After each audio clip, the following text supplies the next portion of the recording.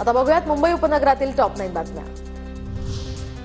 Coastal रोडवरील डांबरी उंचवट्याची PMO कडून दखल, तर डांबरी उंचवट्यामुळे आता रस्त्याची दुर्दशा झाल्याचा व्हिडिओ व्हायरल। कोस्टल रोडवर खड्डे नाहीत, मुंबई महानगरपालिकेचं स्पष्टीकरण। मुंबईच्या तापमानात पुन्हा वाढ, शहरामध्ये आता 36°C इतक्या तापमानाची नोंद, हवामान विभागाची माहिती। रेल्वे परिसर अस्वच्छ करणाऱ्या प्रवाशांविरोधात पश्चिम रेल्वेकडून कारवाई, तर पान आणि गुटखा खाऊन थुंकणाऱ्या प्रवाशांना 500 रुपयांचा दंड, प्रवाशांकडून 6 लाख दंड वसूल। होळीनिमित्त कोकणात जाणाऱ्यांसाठी आता विशेष रेल्वेगाड्यांचं नियोजन, तर गर्दी लक्षात घेता मध्य आणि कोकण मार्गावरून विशेष गाड्या चालवण्याचं नियोजन। पश्चिम रेल्वेकडून 3 दिवस आधीच अनारक्षित तिकीट काढण्याची सुविधा उपलब्ध, सर्व अनारक्षित तिकीट प्रणाली यूटीएस खिडकीवर उपलब्ध आहे।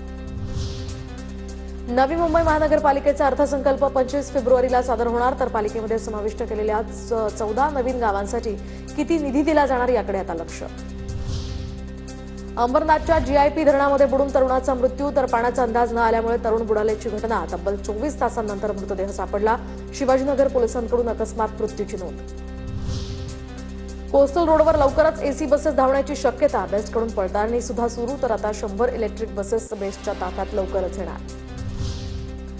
नवी मुंबईच्या डम्पिंग ग्राउंडला आग लागल्याची घटना, आगीचे कारण मात्र अद्याप अस्पष्ट।